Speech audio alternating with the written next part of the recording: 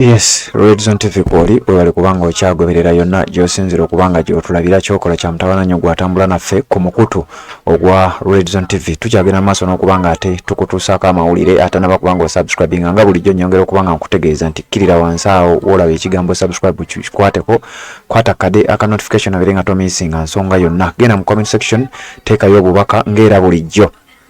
Ngenda kubanga ku nkomerero ya update season oba ya mawulire gano genkuletedde nga mpita ayita mu bubaka bwammwe ngera bulijjo mwena abateekako message zammwe bwe tuti bwe tukola okubeera nga ate message ezo ze tusinziirako okubanga tunoonyereza ate ku nsonga endala mwe tujja ebibuuzo okubanga ate tukuleetera amawulire amalala gonna ge tukuleetera wano ku mukutu ogwa Red Zone TV gwe munnange ampuliriza tanaba kubanga olayikinga nyongera okutegeeza nti kikole kirira wansi awo olaba ekigambo olaba ekigalo olayikinge nga bwe ntera okugamba gy'okoma okulayikinga information gy'okoma okubeera ng'etambula n'omulala guwandyagadde abeere ng'ategeera ebejja mmotuukako ekyo kisinga okusheyalinga kati gwampuliriza ku mukutu guno gaggadde ogwa Red Zone TV. Njagala okutegeeza nti mu mboozi eno nkuleetedde amawulire ag'enjawulo. Waliwo ekyabadde sayidi eza Busia, waliyo munnayuganda munnakibiina ekya National Unity Platform eyawonye yasimatuse okubeera ng'awambibwa oluvannyuma lw'okuba nti abasajja babadde bamusazeeko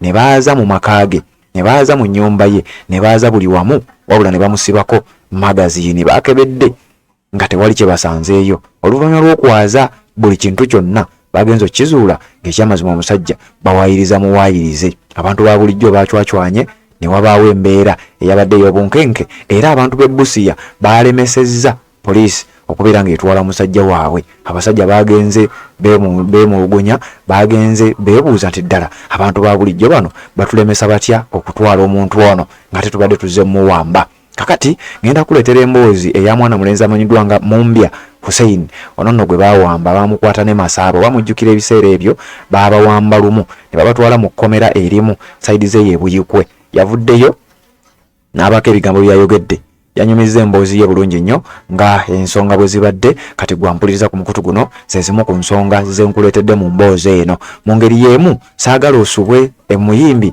amanyiddwa nga Ziza Bafana naye yeegasse ku bayimbi abalala bamanyiddwa nga Azawi, abayimbi nga Irene Ntale, abayimbi bonna abavuddeyo ne bajja nga boogerera obanga bagatta eddoboozi lyabwe ku nsonga z'Abannayuganda era nga boolekeza ebigambo kenzo onnyonnyole ssente gye waziteeka obuwumbi 13 bwe baakuwa bubeera obw'abayimbi. Abayimbi mwenna abali mu federation n'ebintu ebifaananako bwe bityo. Ensonga za graduation ez'omukolo ogwa His Excellency Robert Kyagulanyi Ssentamu nazo ngenda zoogerako mu mboozi eno gye nkuleetedde olunaku olwaleero gwampuliriza. Bw'oba tonaba kubanga olayikinga nkugambye ekikole kubanga olwoba oyambyeko osinga akye yalinze. Kirira wansi olaba ekigalo kikwateko olayikinga information eno ebeere ng'etuuka ku buli muntu yenna gy'awangaalira gy'asinzira okubanga ate agoberera. Mukutu gwa Red Zone TV Sebambulidde Patrick nze mbeere mabegawo muzindaalo okubeera ng'ate nkutuusaako buli ggulire eribalize mu ggwanga Uganda. Kamala okunywamu olwendo lw'otuzinga bulijjo nzije ate nkusoosotole tusimbule n'emboozi nga bwe ngenda okubanga ate nzikuwa ku mukutu ogwa Red Zone TV. Assalamu alaikum wa rahmatullahi wa barakatuh. Amanya n'eddoboozi Haji Abdu omusomi w'eddua. Nkola ku nsonga ez'enjawulo emirimu nga gikutataganyeko ebyenfuna byo nga bidobonkanye ne oba oli bweru wa ggwanga emirimu gya kucankalanako jangu kusomere ku ddua okubeda nedda eddua zaabaawo eddua zisomibwa omuntu n'oterezebwa mu mbeera yonna ebadde ekwesibyeko akanyaga. Nina ekyoto kye nsobola okukumira wadde oli bweru wa ggwanga nga toli kumpi wano n'ofuna omukisa ogwo nawe n'osomerwako ku ddua nga nkuteddeko n'akabaani. Allah ajja kukusaasira ajja kwanukula. Kuba ku namba yange y'essimu 0752 44 71 56 ne ku WhatsApp kwendi mpereza obubaka sobole okukuyamba. Assalamu alaikum wa rahmatullahi wa barakatuh. Yes, webale kubanga okyaliko omukutu gwa Red Zone TV yonna gy'osinzira okubanga gy'otulabira. Ngenda kutandika n'ebigambo ebyabadde mu district y'e Busia. Ababadde sayidi zeeyo oba abalabye ku mawulire gano muyinza okubanga mwabirabye wabula waliwo abatannaba kubanga babiraba nga bw'eri nkola ey'abasajja bano abandi badde abakuuma ddembe bagenze mu kitundu ekyo mu district y'e Busia mu tawuni y'e Busia babeere nga bakwata omu ku bantu abavuddengayo emirundi gyonna nga balaga nti bo bawagizi ba His Excellency Robert Kyagulanyi Ssentamu. Poliisi yagezezzaako okukwata omuntu ono bamutwale, wabula abantu ne bamulemesa. Poliisi negezaako okujja okubeera nga ate poliisi negezaako okujja eyaze mu makage ne baaza ne basanga nga temuli kintu kyonna, wabula oluvannyuma lw'okusanga nga amaka goono tebalina kintu kye basanzeemu kye bayinza muteekako. Kigambibwa nno nti ye ssentebe w'ekibiina kya NUP mu bitundu bino, oluvannyuma lw'okuba nti baayazizza ne basanga nga tewali kintu kyonna kye bayinza muteekako. Njagala okutegeeza gwampuliriza, abasajja baatetenkanyiza engeri yonna bwe bagenze okudda nga bagamba kakati tusanzeewo ate ekintu kye tuyinza okuba nga tukuteekako, finally tumaze ne tukifuna. Era ne bamutegeeza nti tusanze magazine. Faananya bimu sisobola bikulaga wano olw'amateeka agatufuga ku mikutu gino, naye nandibadde nkulaga. Bagamba nti baakomyewo oluvannyuma ne basanga magazine mpya mu kiveera kya green, era ne bamugamba tukutwala ate obeere ng'obitebya. Abantu ba bulijjo mu kitundu kino ono mwawangaalira basimbye Nakakongo ne bagamba kale bwe kiba kyetaagisa kuba nti tugenda kufiira wano ffenna mututwale, teri muntu wano gwe mugenda kutwala kubanga mwazze ne mwaza bye mwagala temwabifunye, kati ate mukomyewo mwagala tugamba nti katate ku luno mubisanze. Obwo obukodyo bwe mukozesa nga muimplicatinga abantu naddala b'ekibiina ekya National Unity Platform, ffe wano e Busia tetugenda kubanga tubujjukira, tetugenda kubanga tubukkiriza. Abantu no bassiza kimu okuva ku bantu ba bulijjo, bassentebe b'ekyalo, abantu abakulu ku kitundu, bonna nga bagamba togenda mutwala, tojja kumutwala. Era ensasa ge yabadde y'amaanyi nnyo, okwekalakasa kwabadde kw'amaanyi nnyo, era basajja bakulu aba poliisi ababadde bazze okwagala okutwala omusajja ono ne bibalemerera. Era nga kigambibwa nti singa baamututte abadde bagenda musibako omusango ogwo bateekewo embeera, amagye n'ebintu ebirala byonna baabijjuzza mu kitundu ekyo, wabula abantu baakalambidde bagambye temulina gye muyinza kumutwala kubanga ffe tukimanyi omuntu waffe talina musango, ate tewali nsonga yonna. Katambi kano kalabikidde ku mawulire ga Spark TV era ne kafuna attention y'abantu, naye era twafunye ku ripooti okusinziira ku nsonga nga bwe zaabadde. Kankuweeko ebimu ku bino nzije tubeere nga tweyongerayo. Every room, the toilet, kitchen, up there, we checked until the in charge operation told us, said, okay, now come and you call your people. We called the people here and we signed this document, knowing that we have got nothing, complaint nothing. This one is forged. They are just alleging. It is not proper. Let somebody make a case when it is dealing. Kujenga kukatondo kusinga kintu ekindi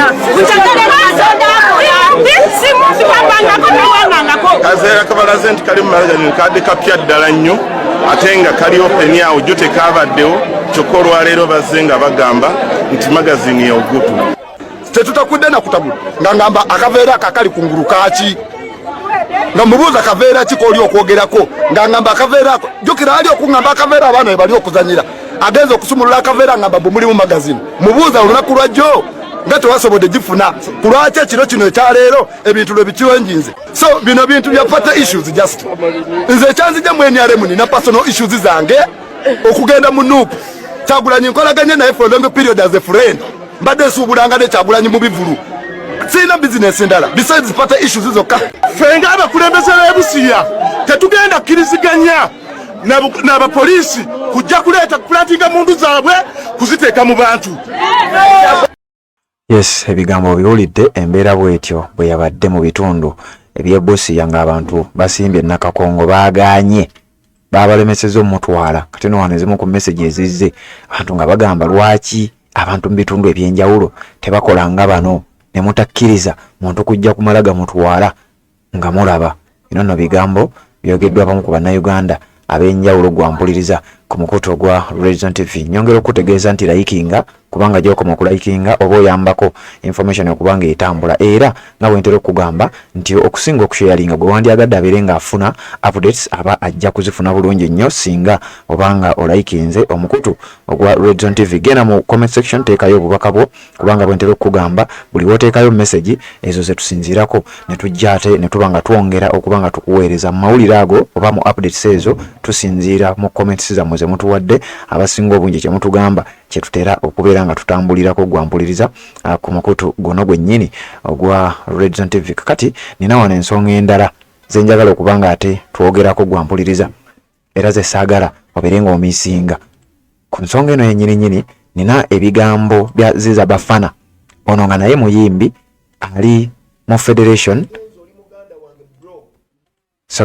ono naye muyimbi ali mu federation ali mu bimu ku bibinja by'abayimbi kubanga naggayo waliwo bya mirundi ebiri waliwo abali mu federation waliwo abali mu UMA kati ono ye nga sifuddeyo wajagwa Ziza Bafana y'omu ku bayimbi abafuddeyo ne bagamba nti Kenzo olina okunnyonnyola sente zaalagawa ebigambo bingi byayogedde byesaagala kubanga mwogerera olunaku lwajjo twavuddeyo ne tukuwaga amawulire oba ne tukuwa ensonga nga Azawi y'omu ku bayimbi abavuddeyo ne boogera ebigambo ate ne tukunnyonnyola Sindalera Ssanyu nga naye yasabye gavumenti n'ebitongole ebirala ebivunaanyizibwa ku nsonga zino batandike investigations oba okunoonyereza ku nsente zino ezaweebwa Kenzo Shiba ne banne ddala zaakola zaali zakuwa bayimbi kwewola ddala abayimbi bazeewola n'ebigambo ebirala bingi nnyo kakati olwaliro nkuleetedde ebigambo bya muyimbi mulala amanyiddwa nga Ziza Bafana naye yalina byeyayogeddeko wano byenjagala owulirize bulungi nnyo gwampuliriza bw'oba tonnaba kubanga ate obiwulira bijje wano ku mukutu gwa Region TV Sebambule Patrick nsembeerawo ng'ate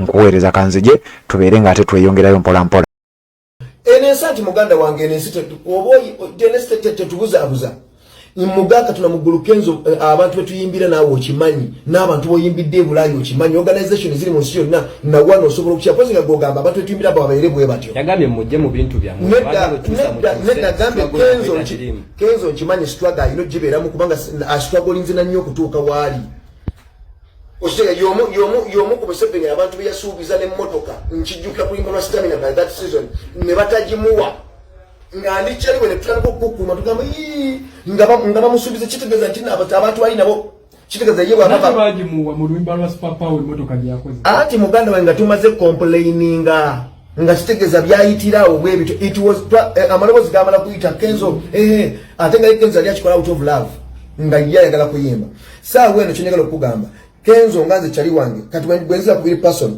ye bw'aba takolegana na Bobi Wine ebyo byabwe biri personal naye ekya struggle tagamba mbuno takitegeera yagambye tabirimu ajja bibeeramu gwe kenyini mu audio kubanga eno struggle giraba ate ne government eri mu struggle kubanga tugitadde mu struggle ne government kati gosobola okuba omusanyufu nga abantu mpazi ng'oli mutemu nze kati awo sikitegeera kale nze bannange oba nakola ntya nze sobola nakulya mmere nga neiba wange mulwadde oba nga alina omwana mulwadde nenkitegeera nti mulwadde bula tisobola kulya nga tannalya nga ntegedde neiba wange mulwadde kubanga yenkula abafrika ogwo mutima gwe tulinange gyekuza gye baatukoza nze buladi sisobola nze n'okuvayo okuvimbira ku Uganda era nenenya kuba envimbiddeko oba nejja nenkulaga kino kyange nenenya olwekyo kubanga tuli ku level yemu jasego mukisaka tulaba kutuwadde n'ofuna kino n'ofuna kiri n'obako kye weetegekera naye fenna tuli ku level yemu just gwatanafuna olina kugamba nti ekyange kijja ddyo naafunye bwabaawo nze nzirawo naye amaziba tuna mu ggulu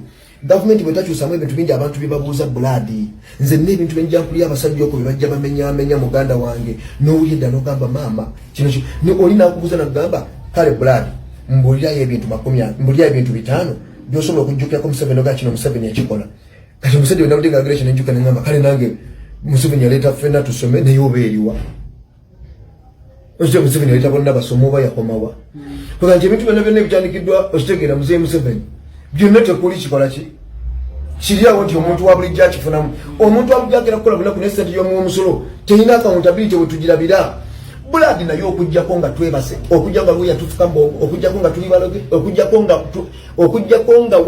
nga temulaba muganda wange nze saba na konsinga eno eri mu mbeera eno gye tukaba mutewaddwalya mbona member of parliament gwe mwaloze munajjambo ne bamugamba vuga emmotoka miliyoni 6 can you imagine yes bigambo bya muyimbi munnaabwe Ziza Bafana naye yeegasse era ku bayimbi banne okubeera nga babanja obwenkanya ku ssente ezaweebwa akulembera ekitongole eky'abayimbi oba ekibiina ky'abayimbi ekimanyiddwa nga ekya Federation Edrisa Musuuza Eddie Kenzo annyonnyole ng'era bwe wawulidde Sindi bwe yafuddeyo olunaku olwajjo mu mawulire ge twakuwadde nga naye asaba gavumenti n'ebitongole ebivunaanyizibwa ku nsonga zino baveeyo nabo bawe batandike kye bayita investigations katono abadde Ziza Bafana naye yeegasse ku nsonga eno simanyi bintu bino wajje binaggwera naye nga mbadde nina okuba nga mbikuwa obeere nga ate obitegeera bulungi nnyo mukutu gwa Red Zone TV. atanaba kuba nga osubscribe nga kikole kirira wansi awo olaba ekigambo subscribe kikwateko kwata kade aka notification kajja kuyambako okubeera nga ate tomisinga nsonga yonna. kakati saidi z'ebbusi yanga bwe nkugambye ezo nzikuwadde ewabadde omuvubuka chairman wa NUP mu kitundu ekyo abadde yawambibwa oluvannyuma lw'okuba nti abasajja bagezezzaako oba yabadde agenderedde okuba nga awambibwa. sajja bagezezzaako okukola kye baakola ku Akireo Kivumbi ne bayingira amaka ge ne bagafeffetta. era okusinziira ku chairman w'ekyalo nga bw'obiwulidde yategeezezza nti ekyamazima abasajja baanoonyezza buli wamu bye baagala omusibako ne bimubula. wabula ne bakomawo ne bagamba oyo tumwetaaga oba tutya.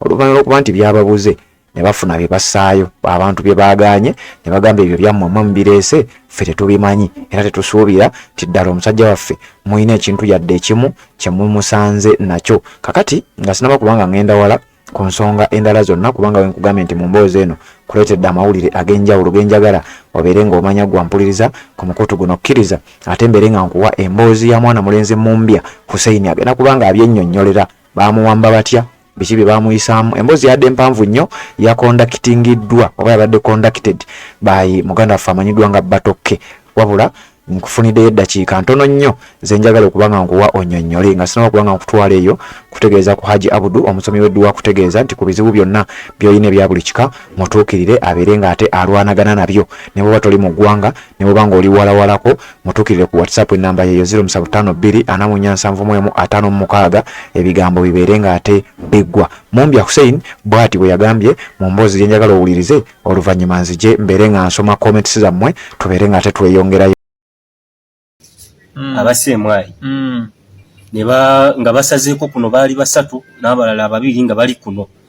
kati nali ntambulawo nti mu kkubo bwe nalabira abasajja ne bajja ne bangwako bwe bati ne banteeka pisito mu kifuba ne banteeka mu matu. olwo ssaawa nga mmeka ezo? essaawa zaali 11 eza wano mu ggwanga zakawungeezi nga bugenda kuwungeera 11. awo wennyini waaliwo okumanya ng'ensi yaffe yeetaaga nnyo okubangulwa. awo wennyini waaliwo abantu badduka misinde nga abasajja bajeyo pisto bazinteeka muno omulala n'anteeka ku mutwe n'agamba ati obeerako nekyokola kyonna tujja kuyiwa obwongo. nali nkyali awo mu seconds 2 kuba kakati oba ogenda mu indasitule y'ejjinja waliwo kino ekikuba ekisooka kino ekya IDA ne wabeerawo n'ekikuba ekiddako waggulu. kati bamala okunjirawo ebati omusajja bankubye ejjeeka awo ne banteekako pisto zaali 5 ssebo era abantu abaaliwo awo olwaleero we bandabako lwakuba nti mbadde sinaba kutambula nnyo. batya ne bagamba kuba because abasajja bankimanga abakimye omuyeekera sebo nakimibwemu pisto 5 n'emundu ennini zino ze bayita kasepiki zaali 3. nayita mu kaseera akazibu awo nga drone yo giraba nga naye drone yali teri awo nga sigirengera. bamala okunteeka kuno pisto bazijjeeyo zonna ntigeza wenyenyi tukuyiwa obwongo. oli omusajja omulala ono yanteeka kuno pisto kuba nagirawo nti ga mumanyi nti olina okwerwanako. ne ngamba buno obusajja tubusobola. busajja bwali bungi bwali 5 obwaliwo awo ne bumpamba ne buteekako pisto. embeera yali awo nzibu nnyo akasesemalo n'abasajja badduka awo wonna abakolera awo mu indasitule ne baleka naawo n'abamu ne basuula amasimu olwa pisto. kati ate akaseera mba nkyali awo mu seconds 2 batandise okunsamba banziza eri we bati drone mu ddakiika ezo seconds drone neyingirawo. munnange drone we yayingira ngendo gira amaaso we nti nga ndaba omusajja gwe twawa kadi yaffe ono w'enjeru municipality Jimmy Lwanga. wamuŋambyeko awo nentya nakati nkyali mukutya nga yavuga drone wati n'okalevuki nemugamba Jimmy Lwanga gonkimye awo wenakoma okutegeera omusajja yankuba emundu wano ku mutwe era simanyi n'obwongo buno nga kuba ekiseera kituuka omutwe ne gunnumirira.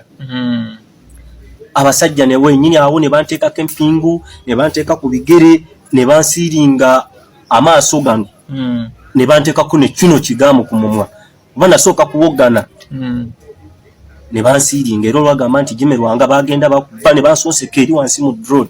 kati Jimmy Lwanga nga avuga drone honorable oyo mulamba because mu kaseera ako ssebo nali nga mpisizaamu ko mu Jimmy Lwanga eggaali. tumumanyi wakati Jimmy Lwanga amala omuyisaamu eggaali nga waliwo omukutu gwe nalimu era naguvaamu nga mugamba wayi tugenda tupositingiranga kuno kyaliwo oyo muwozi nemugamba tetugenda kukkiriza bino because tugenda kubeera nga wayimirira abaana b'abantu baafa tomanyi bantu be twafiira mu 2027 wano wakiraba mu November nga tugenda mu kalulu abantu bangi baatemulwa Jimmy Lwanga n'anyiiga era Jimmy Lwanga yankubirako essimu n'agamba ati ngenda kulagako ne ngamba Jimmy Lwanga nti gwe toli Katonda because nze ndi ku kituufu ate njagala mbategeeze bannayuganda bannange omuntu yenna buli woyimiriranga ku kituufu tokkirizanga okukangakanga kuba eno struggle gye tulimu tulwanirira future yaffe n'ey'abaana baffe ffe tetugenda kukkiriza bano basajja bali generation yaffe kati mu kaseera ako nembeera nga alina okusomoozebwa kw'amaanyi Jimmy Lwanga n'avuga drone eyo kati mu kuvuga drone eyo nga simanyi we bantwala siraba sikola ki kati drone etuuka erugazi drone wetuuka erugazi olomuyise mumabira mugenze naye nga tetunnatuuka lugazi basooka ne bavuga emmoloka eyo ne bagiza mu mabira ku kikuba ekidde eyo munda bwe bamala ogijjayo mu mabira twatuukawo ssebo w'ekitiibwa ssaawa nga emu abasajja ne bavuga emmoloka ne bagiza mu ekyo ekikubo ne batuuka eyo ne banzijjako ekikoofiira we bati ng'omusajja oyo Jimmy Lwanga nga yali mu moroka waati nzi siri nga yagiri ku nkata aseka busisi omusajja yavaamu ekigambo ekyagamba nti nakugamba nja kulaga because ye Jimmy Lwanga saawa zino atembeyo ono mutabanyi wa Museveni muwozi tumulaba kati ne bavuga emmoloka eyo ne bagizza eyo munda ne batandika okunkubira eyo mu mabira omusajja najjayo. Yes, Red Zone TV kwali webale kubanga okyagoberera yonna gy'osinzira okubanga gy'otulabira ebigambo biwulidde Mumbya Hussein ye yennyini ng'abyeyogerera songa bwezityo bwe zaali gwe emboozi yadde mpanvu nnyo naye nasobodde kugirayokko obwo obutonotono bwe ndowooza nti bwe bubadde obw'amakulu okubeera ng'omanya gwampuliriza ku mukutu guno ogwa Red Zone TV. Kakati njagala kubanga mpita ayita mu bubaka bwammwe bwe yataddeko message ngenda kubanga ate ngisoma kano ke kadde tubeere nga ate tutegeeza abantu abatambudde naffe ebbanga lyonna ku mukutu ogwa Red Zone TV. Nyongera okutegeeza nti likinga gy'okoma okulayikinga gy'okoma okubanga oyamba information okubanga etambula na buli muntu yenna gy'awangaalira gy'asinzira okubanga gy'awuliriza abeere nga ate tamiisinga okusinga okusharinga nja kusaba olayikinge olwoba oyambako okubeera nga ate information etambula. Mu mawulire gaffe agasembyeyo tukuwadde ebikwata ku Robert Kyagulanyi Ssentamu, tukuwadde ensonga za graduation n'ebirala ebikufaananako bwe bityo ate era nga nyongera okutegeeza nti weetuli okubeera nga n'ebinaavaayo byonna ogenda kubanga obimanya just kwekuumira ku mukutu guno obeere nga ensonga zonna tozimiisinga obeere ng'omu ku abo abasooka okumanya. Robert Kyagulanyi Ssentamu His Excellency ali wali ku Cavendish University kubeera nga ate bali mu kukwasaganya nsonga z'amatikkira graduation oluvannyuma okuba nti y'omu ku batikkiddwa mu nsonga zino ez'amateeka. Mu mawulire ago abamu ku bataddeko obubaka obuyozaayoza His Excellency Robert Kyagulanyi Ssentamu babadde bangi naye ngenda kubasoma ngenda kugezaako okulaba nga nkusoma erinnya ne message bwe mba nga nsobodde. Ngenda kutandika ne mami waffe Mama Kevin Switzerland agambye congratulations my president His Excellency Robert Kyagulanyi Ssentamu, I wish you all the best. Mama Kevin bwatyo wagambye mami waffe bali kuba nnyo ku mukutu guno n'okubeera nga ate ogoberera n'ensonga n'oba ng'ozirambika eweetaaga okuwabula n'otuwabula eweetaaga okugayidinga n'ogayidinga na buli kimu tukwebaza nnyo n'okusigala gy'oli eyo ate n'oba nga eggwanga lyo likyakuli ku mutima. Mama Kevin webali nnyo kubanga ogoberera. Amina Mazzi webali kubanga naawe ogoberera n'agamba mukama mulungi finally His Excellency Robert Kyagulanyi Ssentamu amaze degree ye n'agifuna. Silivia webali kubanga okyaliko naawe oyozaayozeza His Excellency niono Makanga Paulo webali kubanga naawe kwoli agambye my president Mr President Robert Kyagulanyi Ssentamu agambye ye Paulo Makanga okuva e Masaka jasinzira okubanga agoberera omukutu ogwa Red Zone TV. Ab'e Masaka batulabire batugambe nti omukutu ogwa Red Zone TV tubaagala nnyo abaana b'e Masaka. Naula Sharon webale kubanga nawe kwoli ayozaayozeza president. Irene Rachel nawe bale kubanga kwoli n'agamba finally mukama mulungi congratulations my president bwatyo bwagambye ono n'ayozaayoza ne message tataddeeko linnya Sarah Kiwanuka God is faithful blessings congratulations my president. Sarah Kiwanuka message etuuse. Ani ono Nasali Jane nagamba congratulations my president. Malema Birizi answer sheet wazifunye. Oh yasama bwasa megasia bwate bwagambye nze ngisomanga bweri bwate bwagambye. Ani ono omulala Sophie Bucks nayoza president we bali kubanga nayo kwali message etuuse. Muhorozi Bibi nali naga Malema Birizi aswadde we bali kubanga nayo kwali. George Kawoya nayoza president His Extension Robert Kyagulanyi Ssentamu okutuuka kumatikira. Mambi nawe bali kubanga kwoli. Hasfa Habiba we bali kubanga nayo kwoli message yo etuuse. Aisha message yo etuuse bali kubanga ogoberera. Sharon K we bali kubanga nayo kwoli agambye bali abasamwa kati babuliddewa.